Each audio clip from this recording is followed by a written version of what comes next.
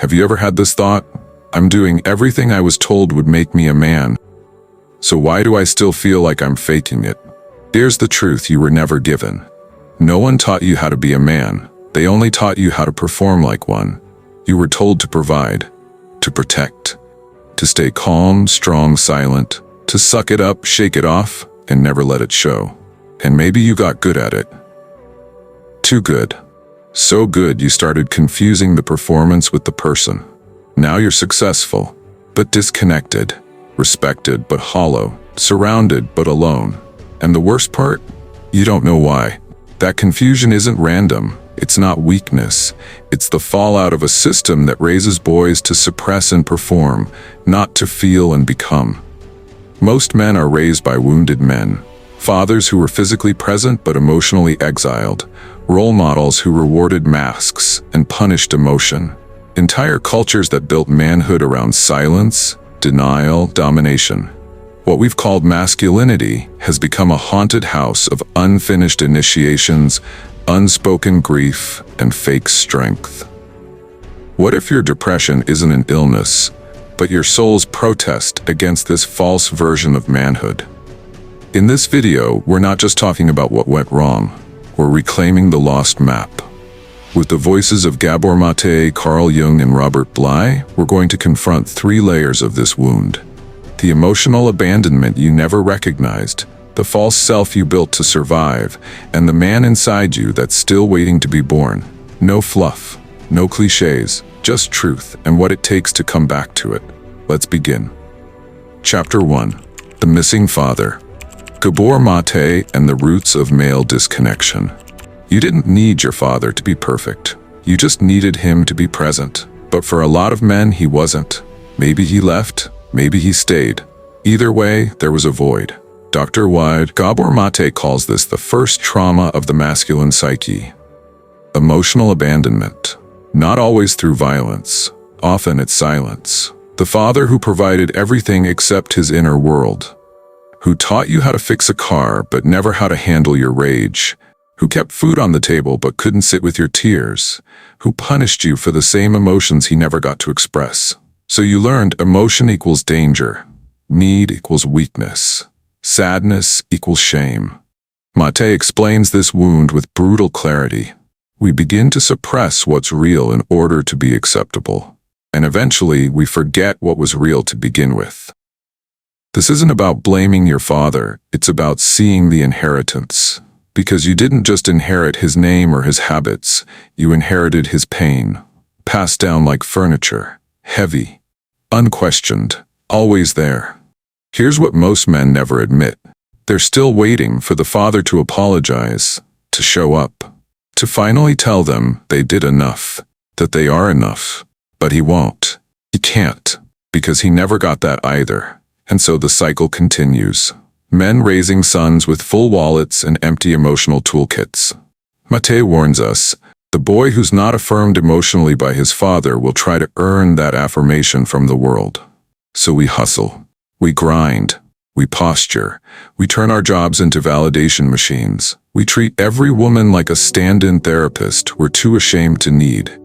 We fight, flee, or freeze in every moment that reminds us we don't know who we are. But deep down, we do know.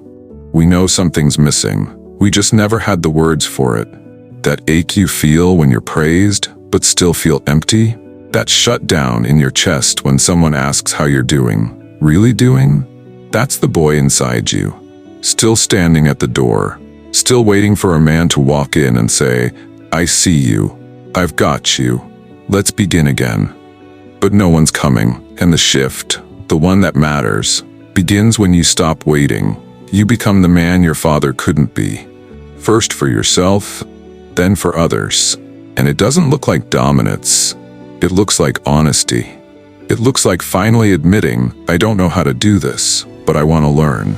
That's where this journey starts. Not with blame, but with awareness. Because as Maté says, the wounds we don't face become the prisons we live in. And you're not here to live in a prison built by someone else's silence. You're here to learn what no one taught you. And for that, we turn next to Carl Jung, who knew exactly what happens when boys grow up without facing their shadows. Chapter 2. The Shadow Father. Carl Jung and the False Masculine Self. You didn't just grow up missing your father. You grew up becoming him. But not the full version, not the real man beneath the armor. You became a fragment, a mask, a role. Carl Jung called this the persona, the version of you shaped to please, to survive, to be good. The version society rewards, the one that says the right thing, does the expected thing, and hides everything else. But here's the problem.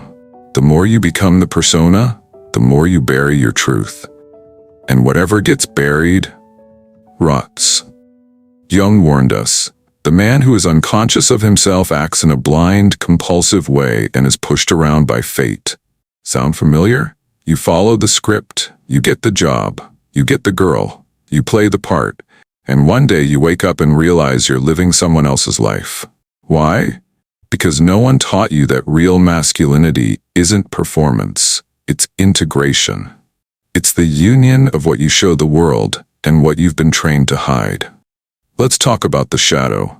The shadow is every part of you were told was too much, too emotional, too weak.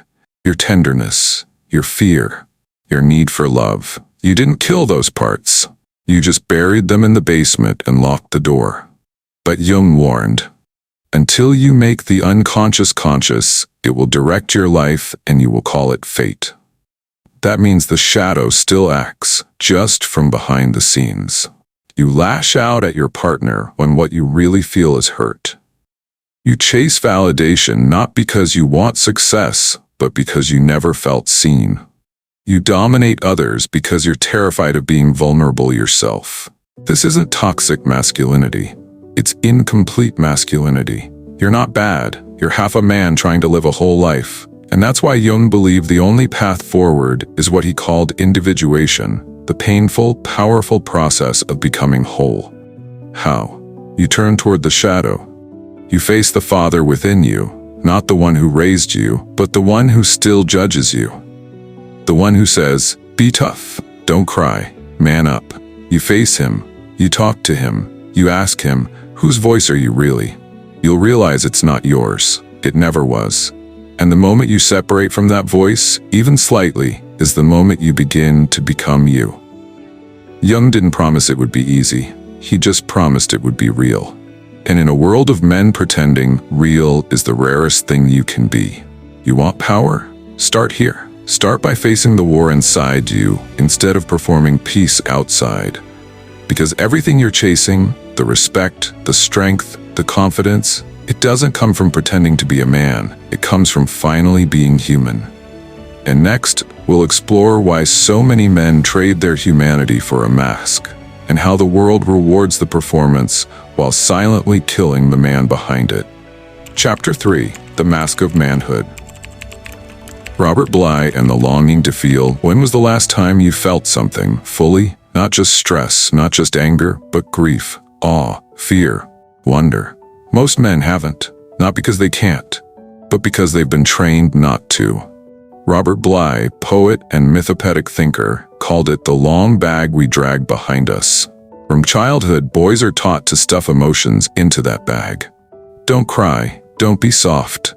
Real men don't feel. So you learn to suppress, to tighten your jaw, to nod when you want to scream, to laugh when you want to weep. But here's the problem. Everything you stuff down stays with you. It doesn't disappear, it just festers. Bly believed modern men are emotionally starved, not by chance but by design. Society rewards the hard mask, the stoic provider, the silent achiever, the unshakable man. But Bly asked a better question: at what cost? He saw men breaking in silence, depressed but high-functioning, numb but performing, present in body, absent in soul. Because somewhere along the way, feeling became feminine, and being feminine became weak, and weakness became unforgivable. So you build the mask, and the longer you wear it, the more it sticks. Bly wrote about the father hunger in modern men, not just the absence of a dad, but the absence of initiation. Nobody showed you how to move from boyhood to manhood. They just said, figure it out. So you did what you were told, You achieved, you provided, you performed. But something still aches, doesn't it? That ache is your soul calling home.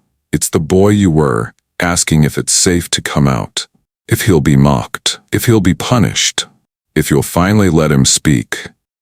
Bly believed that healing masculinity means reuniting with that inner boy, letting him cry, letting him scream, letting him feel what he was never allowed to. Because the truth is, you don't need to become someone else to be a man. You need to recover the parts you've buried to survive. And it's terrifying, because taking off the mask means being seen, and being seen means being hurt again. But it also means being free. That's why Bly called for grief work. Not to wallow, but to wake up, to mourn what was lost, to stop pretending you're fine, to begin again, this time without the armor. Because masculinity isn't about dominance, it's about depth. It's not about how much you can carry, it's about how much you're willing to feel.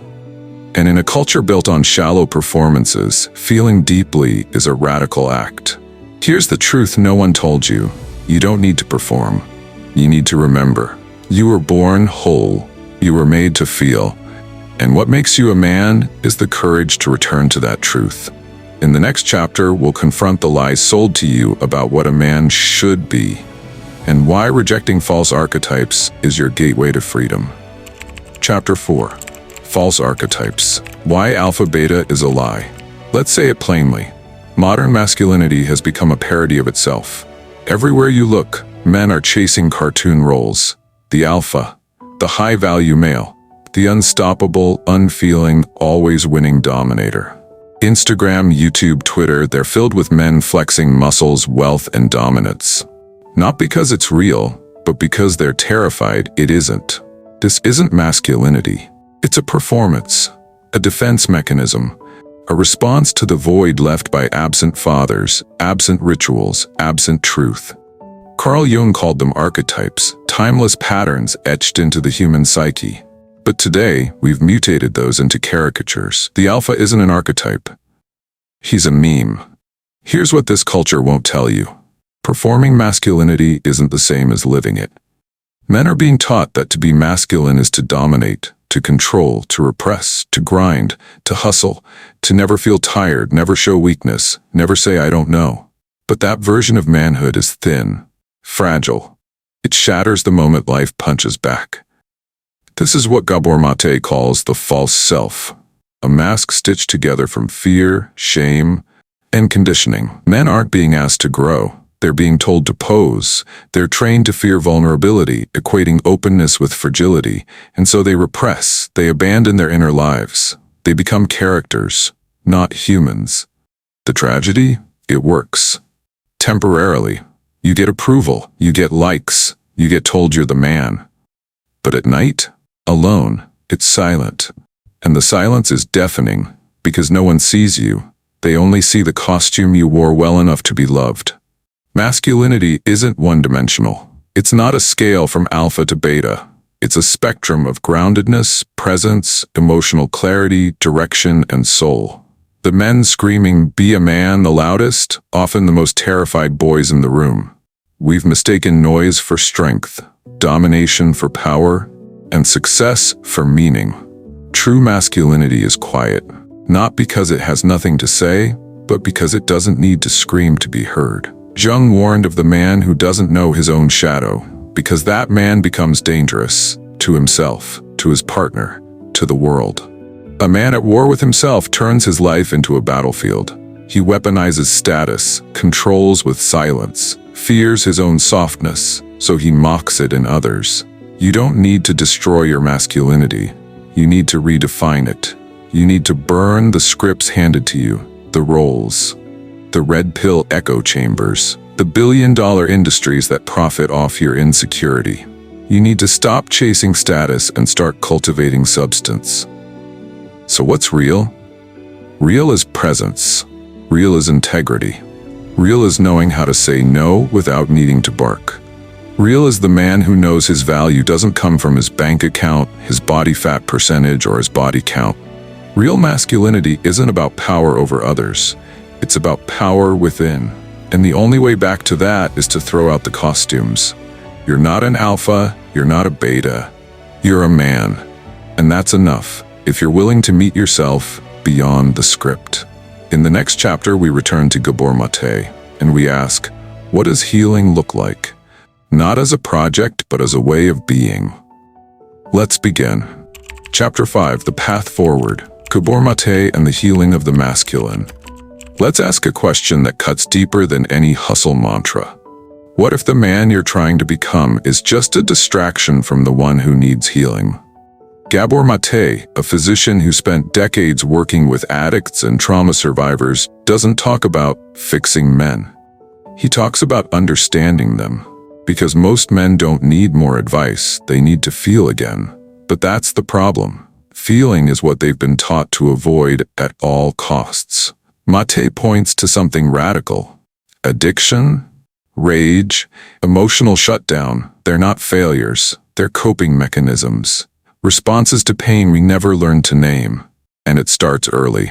A boy falls and cries. He's told toughen up. He's told real men don't cry. So he stops crying, then he stops feeling, then he stops trusting. Then one day he forgets where he put his heart. And this boy becomes a man. He shows up to work, relationships, fatherhood, carrying a silent war inside him. Gabor Maté calls this the myth of normal. A society where emotional repression is the norm, not the exception. What happens when a man learns to betray himself just to be accepted? He becomes numb. He becomes distant. He becomes what the world calls successful, but feels like a ghost inside his own body. Healing starts by breaking the cycle. Maté says, the question is not why the addiction, but why the pain. You don't ask that when you're trying to win. You ask that when you're ready to come home to yourself. So here's how we begin. 1. Reclaim the body. Most men live from the neck up. Thoughts, logic, action. But the body remembers everything the mind avoids. Anxiety, rage, shame. They don't disappear. They store in the body. Healing means feeling again. Breathwork, stillness, movement. Not to optimize, but to listen. 2. Rewrite the story. You're not too emotional. You were taught your emotions were a liability. You're not broken. You adapted to a culture that asked you to shut down, and that shame you carry, it's not yours. It was handed down from a father who couldn't look at his own pain, from a system that treats men as machines. 3. Safe mirrors. Healing isn't a solo act. You need mirrors that don't distort you. Mentors, therapists, brothers who've done their own work. Men need spaces that aren't performative, where success isn't worshipped and failure isn't mocked. Maté's work reminds us, trauma isn't just what happens to you. It's what doesn't happen when no one's there to help you make sense of your pain. So now what? You don't need another goal. You don't need to become better. You need to remember who you were before the mask. That boy is still in there, not weak, not broken, just waiting for you to stop performing long enough to notice him. And when you do, when you stop chasing approval, validation, or someone to save you, you realize something brutal and beautiful. No one's coming. But also, no one needs to. Because healing isn't about returning to who you were. It's about finally meeting who you've always been. Next, we close this journey, not with answers, but with a deeper question. What kind of man do you become? When you stop trying to be one, let's finish this. Chapter 6. What happens when you stop performing? Imagine this. You're sitting in a room. No one's watching, no one's judging, no one expects anything from you. Now ask yourself, who are you? If that question makes you uncomfortable, that's the point. Because most men don't know who they are without the performance, the provider, the achiever, the protector, the charmer, the guy who's always good. It's not their fault. They were rewarded for the mask. But here's the hard truth. If your worth is based on what you do, you'll never know who you are. And if you don't know who you are, how will you ever feel real? This is the moment we've been building toward. This is what lies on the other side of father wounds, false strength, and buried pain. Not some perfect, polished version of manhood. Not alpha, not enlightened, just honest. When you stop performing, 3 things happen. 1. You lose people. The ones who only loved the version of you that was useful, agreeable, or impressive, they start to fade. It's painful, but it's also a filter. Let them go. Your authenticity is not a burden, it's a boundary. 2. You feel lost. For a while, it's disorienting. No applause, no metrics, no fixed identity to cling to. But don't confuse discomfort with danger. That space between who you were and who you are becoming. That's your real life starting. 3. You meet yourself. Not all at once, not in a grand revelation, but slowly, steadily, through every moment you choose truth over image. You cry and don't apologize for it. You fail and still feel worthy. You say no and survive the silence that follows. This is mature masculinity, not about dominance, not about control, but about presence, integrity, wholeness. A man who doesn't need to perform is powerful in a way most people won't understand, because he doesn't need validation. He doesn't need the room to agree. He's not safe in the way people expect. He's anchored, and that changes everything. So ask yourself, are you still trying to be a man? Or are you finally becoming yourself? Because you weren't born to be a role. You were born to be real. If this message hit home, don't scroll past it. Like, comment, and subscribe. Not just for us, but for yourself. Mark this moment as the one where you stopped performing and started reclaiming who you really are. This isn't about self-help. It's about self-respect. About finally facing what no one ever taught you. If you're ready to do the work, you're not alone. This space is for you. For men who are done with the mask and ready for the mirror.